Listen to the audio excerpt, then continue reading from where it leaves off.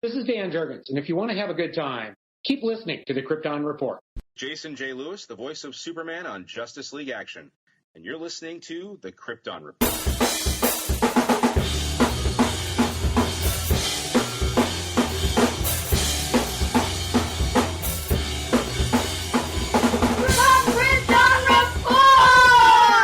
Welcome to the Krypton Report podcast. I'm your host, Tyler, the Superman of Blue, and with me is always James Cole, the Superman of Red, the Red Tonight, the Man of Steel himself. And with us is our special guest, first special guest of the year, Levi. What's up, bro? How's it going, everyone? Hey. Welcome to 2026. I got 2026. It's wild, right? Yeah, wild. I got a few news blips and bring it up here.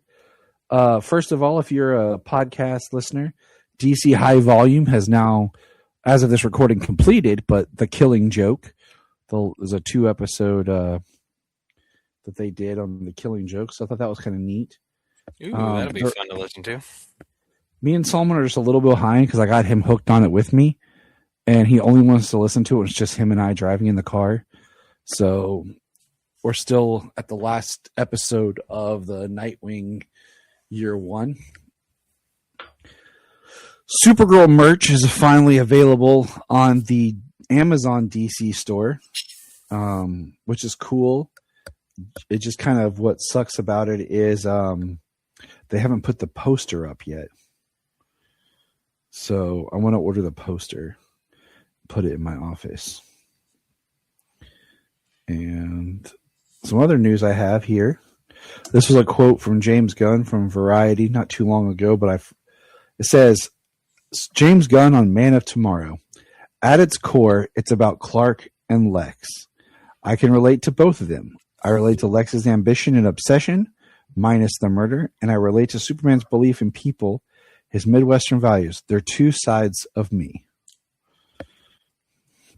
All right. Thank you, James Gunn.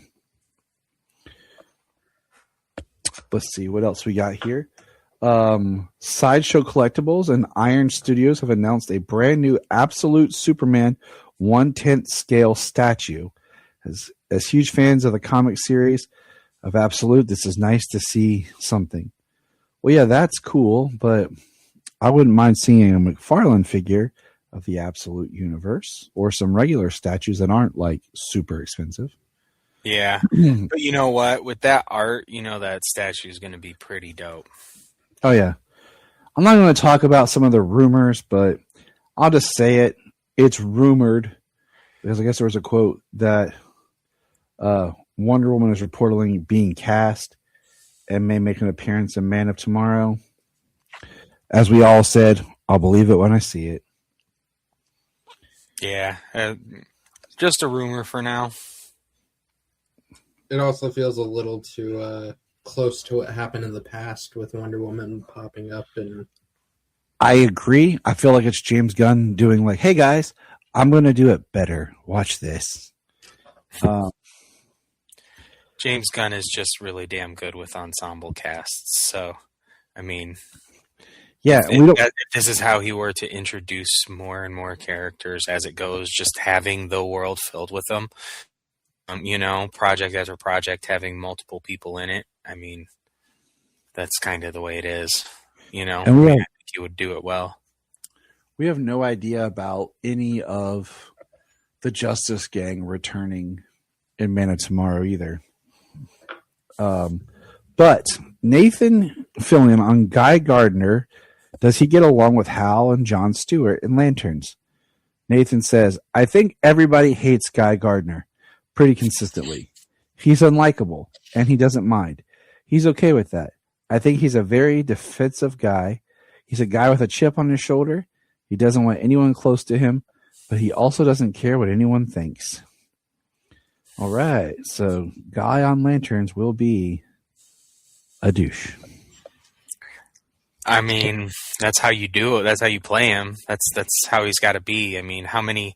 What's the animated where they say Green Lantern and both John and Hal are like, no.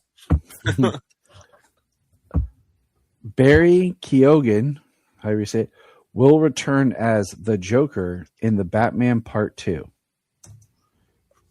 And I've said this before. That's fine. Just make him that prisoner in the cell.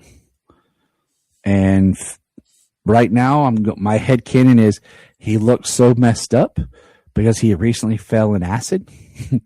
Just make him not look the way he looked behind that cell. Make him not as creepy. And then this is being reported as fact. I'm going to bring it up. It said it was on the Hollywood Reporter, but I didn't see it for sure. But this just happened.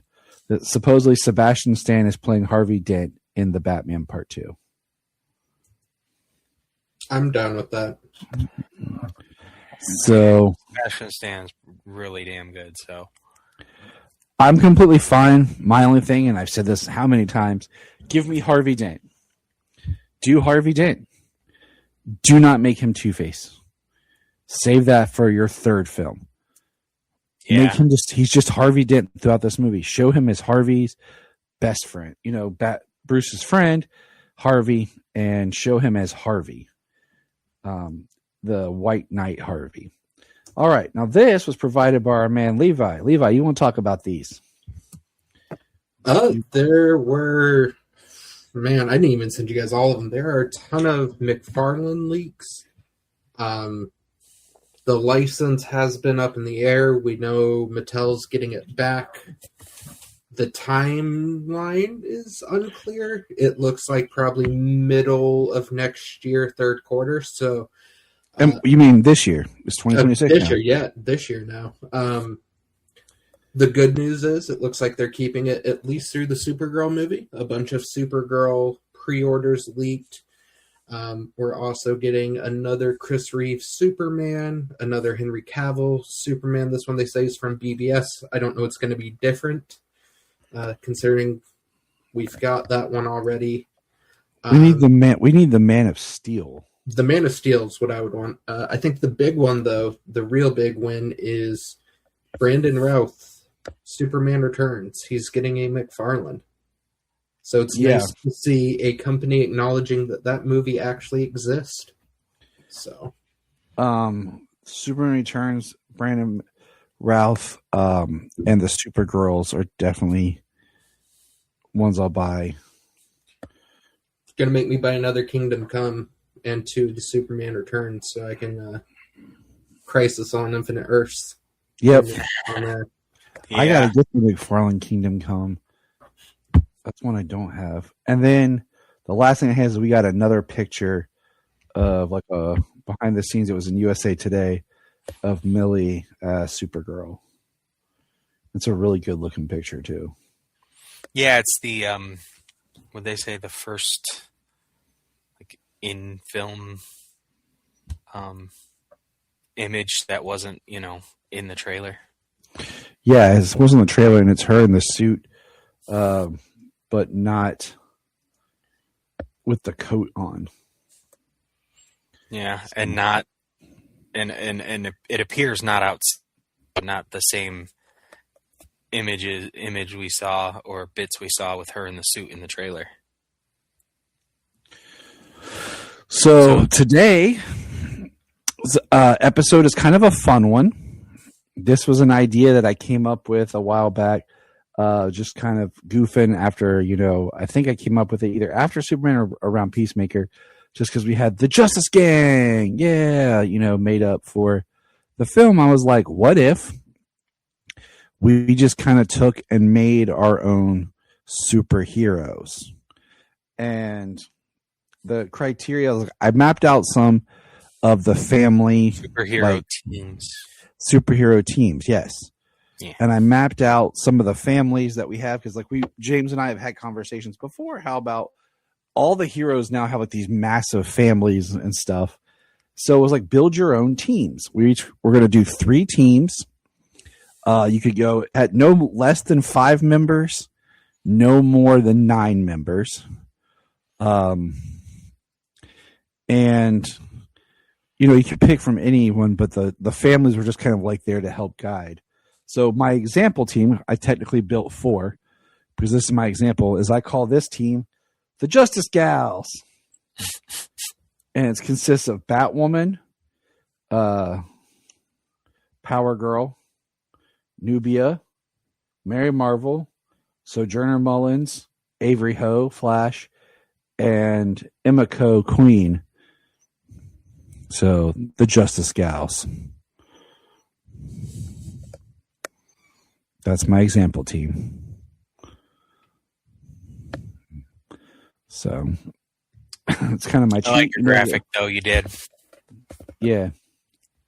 Good I'm all images. about the graphics. I like the Power Girl, like that suit. I thought it was pretty cool. I think if I would have done pairs, I've a long time said Power Girl and Connor should be like a team out somewhere. But since Levi is our guest,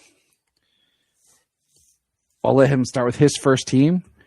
Who's on it? What you named it? And then if you want to talk about why you chose who you chose. So this one, let's go. We'll start with my more fun one, I think. We're calling it the Volatile Connection. Okay. We've got Kara. We've got Jason Todd. We've got Guy Gardner. Connor Hawk. We got Billy Batson and with Hippolyta as well from the Wonder Woman family. Okay. And I'm sure, as you can tell, some of these characters are not the most emotionally stable of the bunch. Kara, Jason, Connor, depending on the part of the timeline you want to yank them from. Yep. And then what's more fun than adding Guy Gardner to that? Teenage Billy Batson. And I would love to see Guy Gardner hit on Hippolyta and how long that would last for. I like that team. That would be a really cool comic. And what did you name it again? Volatile Connection. Nice. I like that team. That is the team you do not want to have show up in a crisis. No, that's why it would be an awesome comic. Who would you pick as your team leader? I mean, I kind of feel like I was thinking Kara initially, but I kind of feel like you have to go with Hippolyta. Right, because I could see Hippolyta asserting herself and making herself the leader. She's a queen, so I mean that's kind of her thing. Okay, yeah, all right.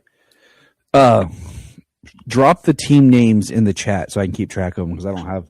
Wait, yeah, I do. Hold on. All right, James, your first team.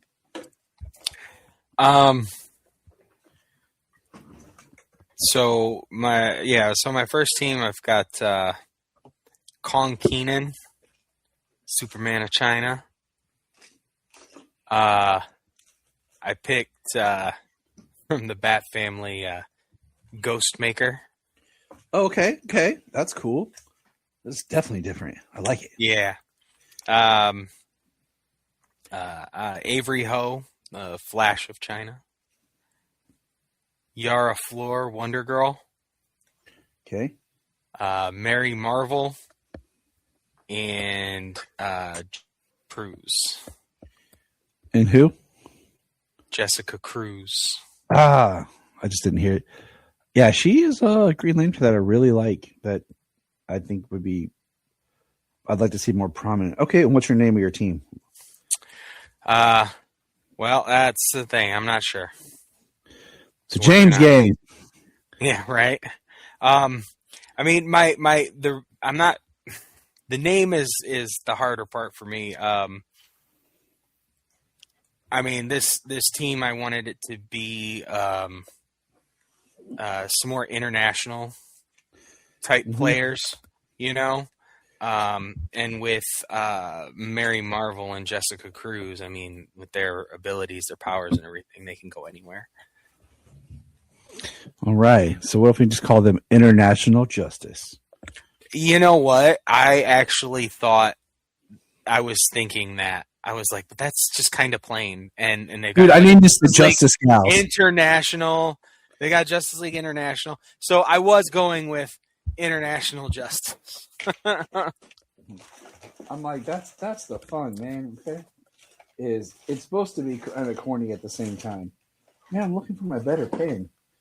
Well, I got embarrassed here because mine suck, and I mean, right out the gate, it was, what was it? Volatile Connection. Like, that's the only one that has a good name. I was like, well, shit, put on the spot on that one. It's generic. Who would be your team leader?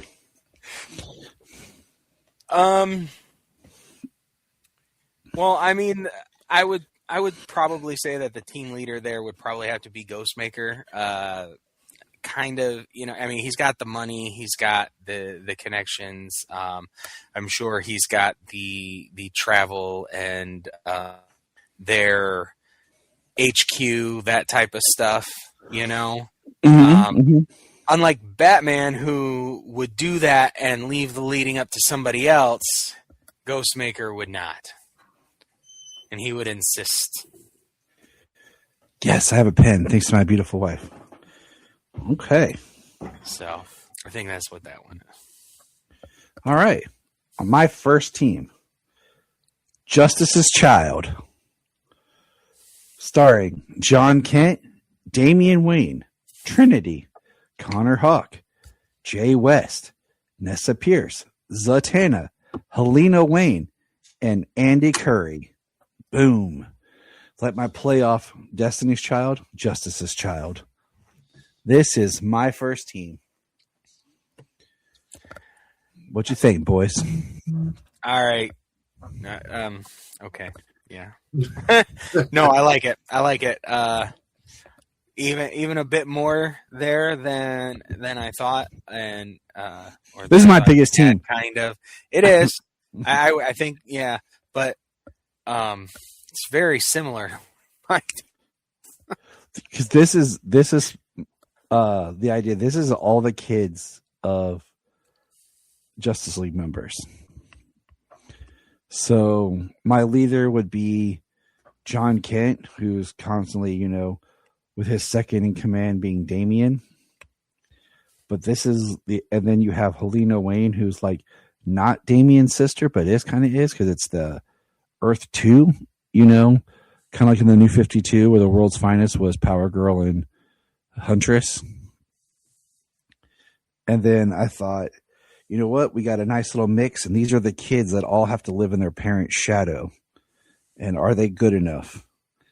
And we have that dynamic of always being compared to your parent and what that does to you. So, Justice's Child, I present to you. Well, see, now you're going to make me follow that up. I'm gonna go with my team that had the similar idea to yours. Sweet.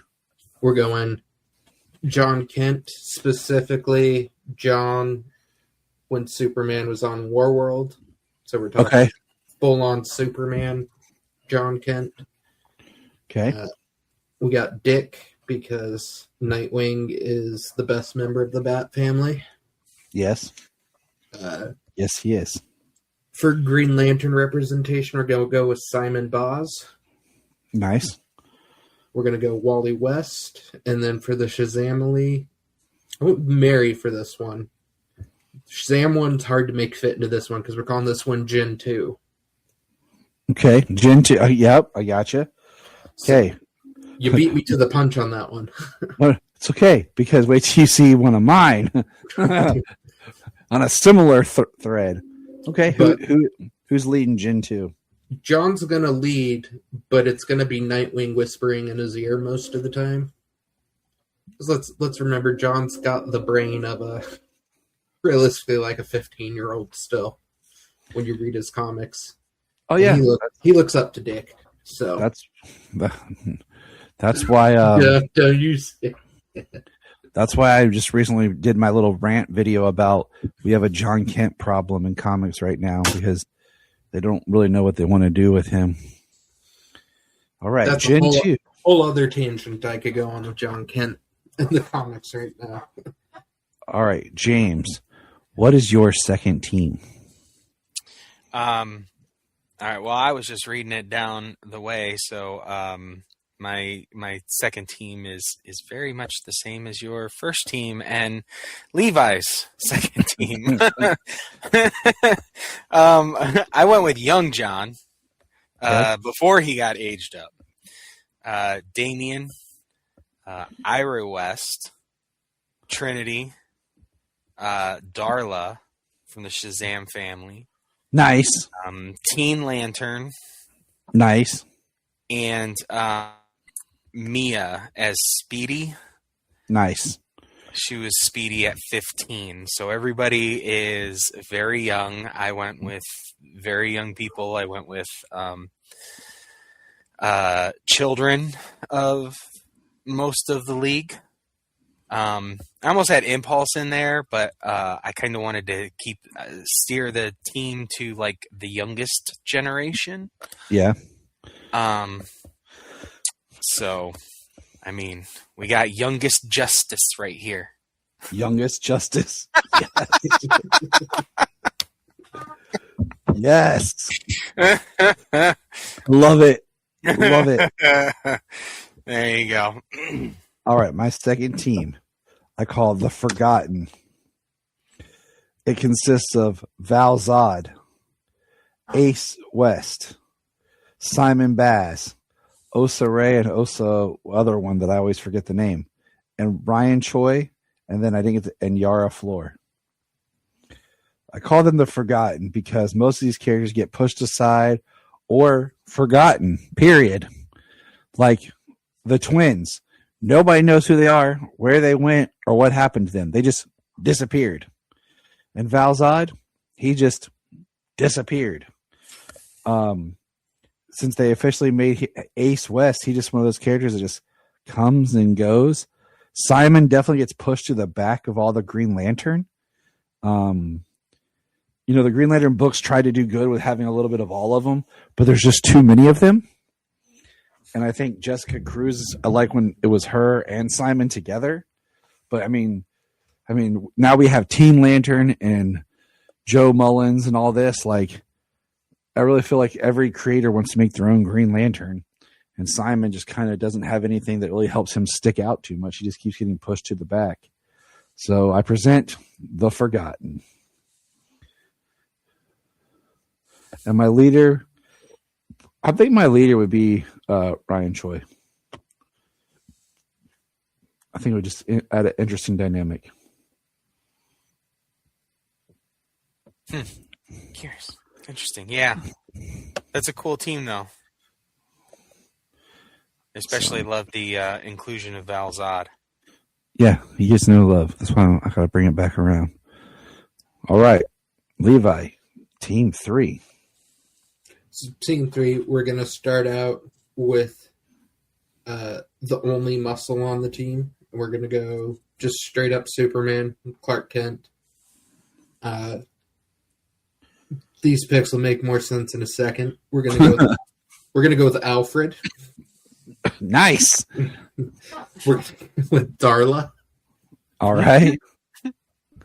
We're going to go with Ollie from the Green Lantern family. But specifically, like those versions of Ollie where he's around the Justice League and he knows he shouldn't be there. You see it in some of the animated stuff sometimes. The League does something incredible and he kind of just looks at his bow and arrow. Yes. That version of Ollie. And then we're going to go with Jessica Cruz, but when she first got the ring, and I mean the forever evil power ring.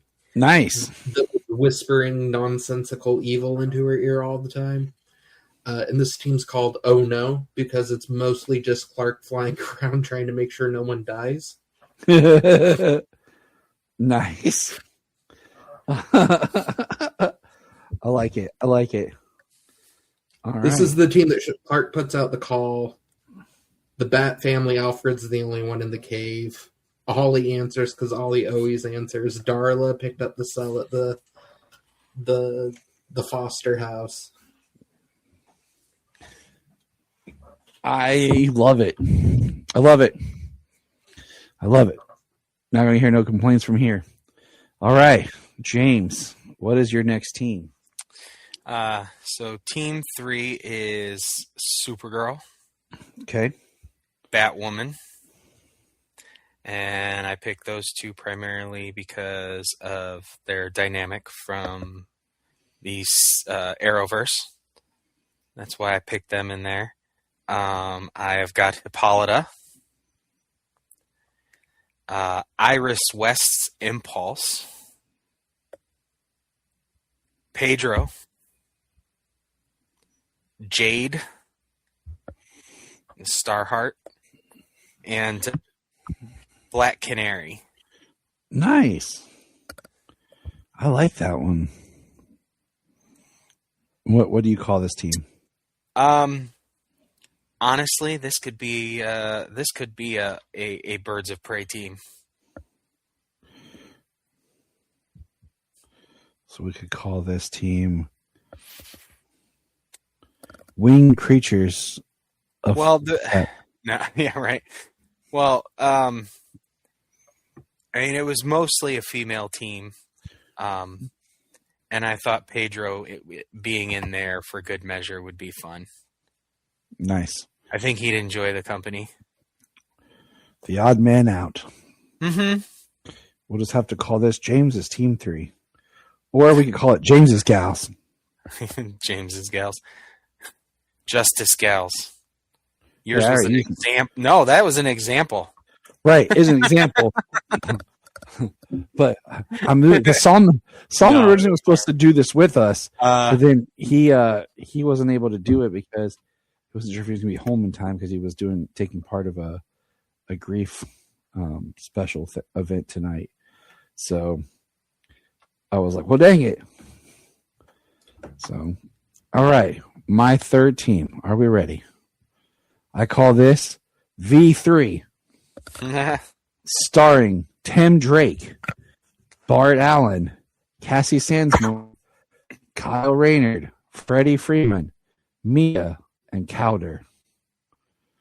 I chose this team because they're all like the third version of whatever character is. So, I'm not counting Golden Age characters because I didn't count Golden Age. I counted starting with Silver Age, more modern. This is the third version of these characters. Here they are. Together. Awesome. Ta-da. Kyle getting some love is always nice. See, a team like this I could see on like Young Justice. Yeah. I counted Freddie as like the third because like, you know, like you had Billy, then Barry, and then Freddie kind of thing. I was like, yeah, he kind of gets put to the side. So I picked him as my, like, the third. But the idea was, you know, Tim is the third Robin. Impulse is kind of the third Flash. You know, Cowder is kind of, you know, the second Aqualad, kind of third Aquaman. Cassie is the third Wonder Girl or Wonder Woman, depending on how you count down, you know.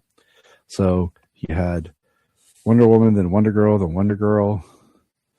So yeah, this is called V3. They're just kind of where we just keep making versions of the same character.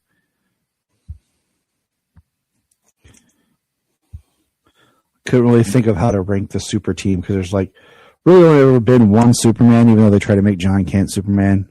That goes back to my whole John Kent problem. Right. But yeah, that is my third team. I think it'd be an interesting dynamic of people. But I think I want the listeners to drop us comments or send us emails about which team was your favorite, like grouping or even your names. Let's go back through them. Are you ready? Volatile Connection. International Justice. Justice's Child. Gen 2. Youngest Justice. The Forgotten. Oh no. James's third team. V3, and then honorable mention, the Justice Gals, since Solomon wasn't here to insert his team. Think we got a nice little pitch for people. What do you guys think? What are your teams, and what names can you give them? Yeah. So drop us what your team would be. Now, what you guys been reading? Anything good?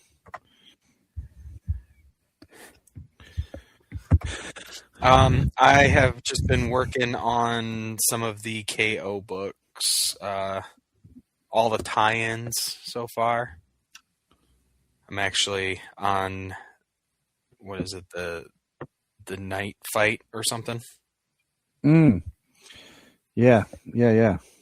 But I read Titans, Flash, Justice League Unlimited. I've been reading KO books, and I kind of feel like some of them really make sense.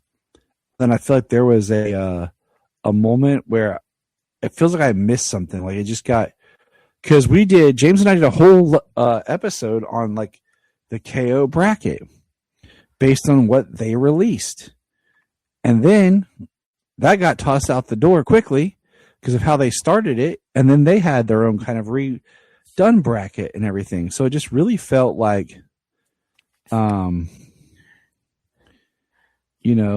it just kind of like threw me for a big loop. Well, in that first issue, they do like a like this big battle, and certain things happen, and like Batman is killed, but he's not. He wakes up in this night fight world or whatever this is. Yeah. So I'm getting ready to start that. I haven't even read any of the round 1, round 2, all the fights. The one I am excited to get to, I do want to read, obviously I want to read Superman and Captain Atom, but the one I'm excited to get to is Joker and Red Hood. Jason getting to be ruthless on the Joker. I mean, or are they even battles? I don't even know. I mean, it's supposedly it should be, right? Yeah, they are. I am completely caught up. Where are you, Levi? Have you been reading any? Matt, I am ashamed to say I am months behind right now on my comics. My digital stack is building up. I've been listening to audiobooks the last couple months, so. Oh, I get that. That's cool. That's cool. I do a lot of reading like when I lay down at night. So that's kind of my thing, is I'll lay down at night and to kind of just chill out and relax, I read. I actually went on for a little while. Of course, I read whatever like the newest books are on Ultra. But like I went on a whole Ghost Machine kick. And if you guys are interested in anything that Ghost Machine has put out, Hyde Street, I cannot recommend that. That is a bizarre, interesting. I did it all on Hoopla, so that's how I did mine. If you have a library card, you can access Hoopla. I read Hyde Street, and it was pretty amazing. But I also read all the stuff that was Ghost Machine on Hoopla. So that's cool. Not that it quite pertains to what we are talking about, but I've been reading X-Men. That's fine. We're just talking comics right now. Yeah, I've just been reading X-Men, some modern X-Men books currently running, and I have one of the older Epic collections that I am working through as well. So nice. Yeah, that's the beginning of the Claremont run. Did I ever tell you guys 5. when I met Chris Claremont? No. And at the time, okay, so I met Chris Claremont and I heard the name, and I was in line because my friend was the one that took me to this convention, and he was the one that was like really like, oh my gosh, I got to meet Chris Claremont. Okay, so I know that name, and this was before smartphones, guys. Okay, so I met Chris Claremont, and then later when I got on the internet. And that's when I learned exactly how much Chris Claremont had contributed to the X-Men and everything. And then I was like, dear God, this guy is better than Stan Lee when it comes to the X-Men. I was like, I felt ashamed of myself. I felt ashamed of myself at the time because I just didn't realize all he had done. This is an example of how smartphones can help us not look stupid. Right. The majority of the 90s X-Men, and mind you, Claremont started writing X-Men in the 70s. But the majority of the 90s X-Men animated show, the majority of everything in that show comes from mostly Claremont stuff. Yeah, and all the characters that we love. But, yeah. Threatens all... and Jim Lee's art. Yeah, it's like the ultimate threat of comics because like everything that we know in there is from him. So interestingly enough, though, today picked that up for Tyler. Yeah. Yep. They had one, the compact. I told James I wanted to get one of the compact books. Yes, sir. We talked about the new ones that were coming out. I was like, my problem is every compact book that's coming out, I already own as the trade. I was like, but I wanted New Frontier. And when I went to buy it at my local shop, they were out. Because I said I might end up buying Supergirl Woman of Tomorrow on compact because I don't own that one. And it'd be kind of cool just to have as a reference into, it's a good story, but you know what I'm saying? And right. James was like, I'll go check my shop. And I get a nice little message today. Hey, man, look what I found. What I got. I got you, bro. I was like, yes. It's always nice seeing, like, when they do something like the compact books, and you're like, oh, man, I can't get any of them because I already own all of them. It means you got good taste. Yeah. Yeah, right. So, yeah, yep, I picked this one up, and I'm actually pretty sure that it was the only one on the shelf. So I might have picked up the last New Frontier. So I got to mail that down to you. I love it. So the only compact book that I bought was V for Vendetta. See, I would have bought that one, but my friend gave me his not too long ago, or else I wouldn't have had that one. Now, with it being a compact book, everything is smaller. So that's what I'm everything. I started reading some of this. Okay, I opened it up and I started reading some of this, and it's fine. You might have to read it a little bit closer, but it's fine. Okay, V for Vendetta. That is a pain in the ass. I had to grab a magnifying glass. Oh man, that hurts. Dude, like, are you kidding me? Like, I can't. I downloaded it so I could read it digitally. I'm just like, well, at least I got it. Oh my gosh, that hurts. Yeah, that hurts to laugh. Yeah, I want to pull that out and reread it. So, thankfully, they have it on the app, so I was able to download it. That's pretty awesome, though. Anything else you've been reading, Levi, or what books you've been listening to?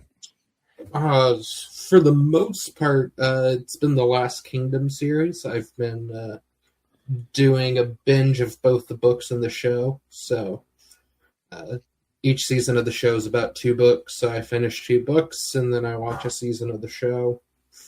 And then, that was a good show. I liked that show. I didn't know it was. I actually didn't know that it was based off a book. I'm sure it's in the credits, but I never. The books are fantastic. Give the books a shot. 13 books, and they're all about like the 300 to 400 page range, so nothing too crazy. And then I listen to audiobooks sometimes, but I downloaded Audible specifically because they were doing the full cast Harry Potter audiobooks. Yeah, so, I want to listen to those. So, little tangent, talking about Harry Potter. I'm going to get on my little tangent. So, we were talking about the kids, and we were talking about Broadway stuff, right, the other day. We went down kind of a rabbit hole, okay? And we were talking about how expensive it is and how, like, even the touring is expensive, but it's more manageable, okay? And I looked up tickets to go see on Broadway in New York for the 4 of us to go see a performance of The Cursed Child right now. It's almost $2,000, and that's the cheap seats. No, thank you. But then once Tom Felton stops playing, because he ends in May, stops playing Draco, the cheapest tickets were $77 a piece. There it is. And I was like, oh, see, look what they did. Yeah, I'm very fortunate to live in a city that gets the tourists that stop here. So I mean, we get a lot of them too, but like, a lot of it was the kids are really wanting to see the first Shadow. The Stranger Things, cool. And we're just talking about how like frustrating it is that they really. I just feel like the first Shadow should have been something that was announced after the series ended, and not why the series was going, because of how much the lore plays into things that has people kind of upset about. But it's tough, man, when you're like, yeah, I don't have the money to go to New York. Thanks. I'll just hopefully someone will pirate it on the internet. Yeah, even the tours get spendy sometimes. We've seen Hamilton twice when it's come here, and boy, those ones, for them being here for 7 days and doing 10 shows, they are still spendy. So yeah. But another thing is, I haven't recorded this, but I thought about, you know how like we've talked about how they did the Kingdom Come audio last year. They did All-Star Superman. I was like, you know what I would really like? I would like Batman Noel. I think an audio reading, like they've done like a full cast of Batman Noel, would be pretty epic. Because it's just one of those stories, it's a self-contained story that would be really great. And being that the holiday is in it, you know, it just becomes something that, I'm going to revisit this yearly. Yeah. You know, and it would be really neat to have as an audio. But yeah, that's all I got for today, man. It would have been a little bit longer. It's a little bit of a shorter show, but that's fine. Solomon was supposed to be here with us and wasn't able to. But Levi, thanks for stopping by, man. Are you ready for the 2026, the year of Supergirl? Oh man, dude, that image they released this week, that got me pretty excited. It went from like, okay, this looks like it's going to be good. That image, the suit looks amazing. So, and I want to get the shirt. The shirt that I want to get is the Truth, Justice, Whatever shirt. Are you guys ready for the amount of Lobo cosplayers we're going to see? I can't wait though. I told Tyler, I said it's going to be funny because Jason Momoa is going to make him a Lobo fan. And I said that's because probably Jason Momoa. Well, it's kind of like this. I was never a big Wolverine fan, but I like Hugh Jackman as Wolverine. So like, when Wolverine's in the comics, I'm kind of like, okay. On the animated series, I was like, okay. But like in the movies, because you like Hugh Jackman, it's like, okay, right. And because of him, that's why they created Wolverine and the X-Men, and he was centered around as the leader of the team. Exactly, and I feel like it's gonna be very similar with because I already like Momoa. I got 2 pictures of me with Momoa hanging on my wall. I think it's one of those rare castings where like. Born to play a character. Ryan Reynolds is born to play Deadpool. You know, mm-hmm. Jason Momoa is, born to play Lobo.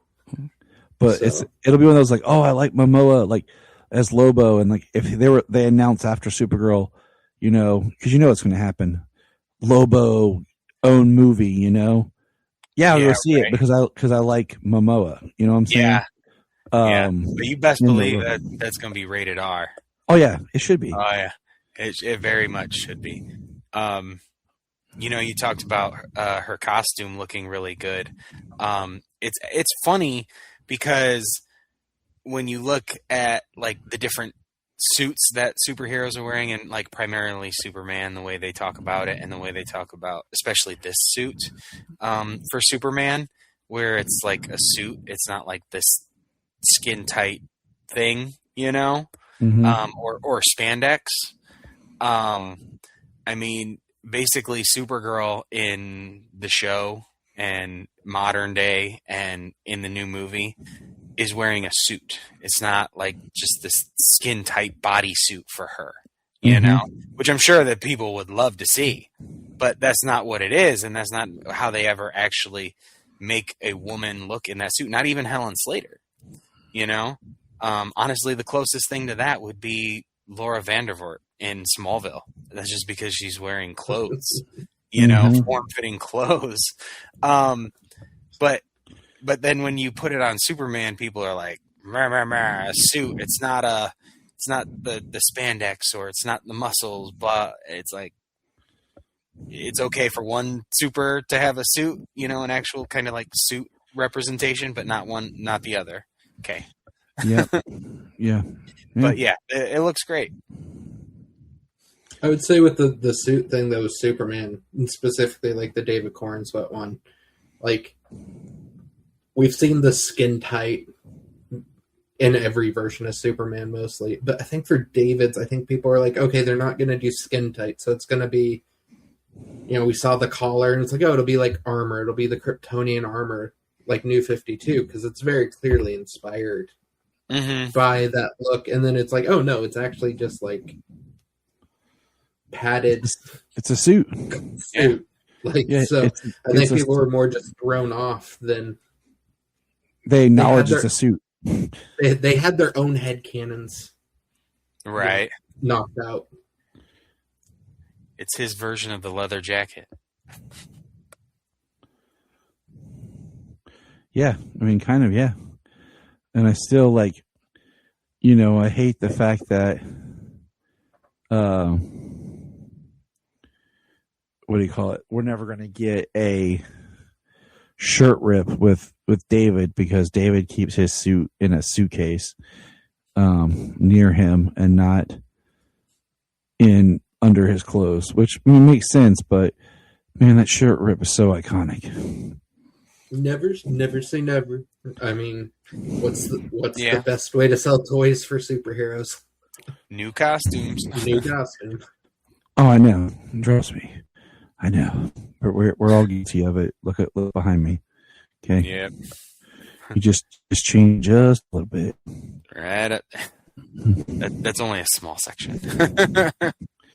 So, all right. You guys both have got me outweighed. Levi's got us both outweighed. That's why his is a secret. He's gonna, like, one day we're gonna come visit him and be like, here's a tour of my museum. No, most of my stuff is in this room right here. I'm actually sitting at my wife's desk so that my stuff is in the background. You can't really see my desk, but it kind of just, every time I open something, it just gets added to the desk until I figure out what I want to do with it. So, like it. Don't bump it, because then all the toys will just go. My dad was visiting a few weeks ago, and he goes, "How do you work at your desk?" I'm like, this area right here is workspace. The rest of it, I don't touch. Yeah, this is play space. These are my toys.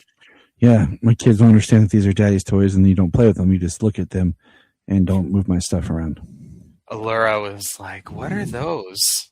Talking about my toys up on the shelf. Oh, she opened. The new Superman, the David Superman. She ripped the box all open, and she got Crypto out. Oh. And she colored on Superman and Crypto with like oil crayons, like oil, you know, those oil-based crayons that smear and stuff. Oh, she colored all over him. Well, guess who's not getting Christmas or a birthday this year? Because Daddy's got to go buy a new figure. So, I haven't taken it out of the box yet to work on cleaning it. I just set it back on the shelf, and I was cried. I will get to you shortly. Oh, and I was looking to see if there's anything I missed. The only other thing that I have news-wise, and it's just so late, is they're underway with casting for the Mr. Miracle animated show. So, yay. But good night, everybody. This is us, and remember, Volatile Connection. Look up in the sky! Thank you for checking out the Krypton Report. Please click our link tree in the show notes to follow us on your favorite social media platform. We have a $1 Patreon, just $1 a month to keep us going. And in return, you get exclusive shows and specials. If you want to join us on an episode, send us an email or message. Hi, this is David Patrick Wilson. I played Superman, Clark Kent, in the television production of It's a Bird, It's a Plane. Enjoying every minute of being right here on the Krypton Report.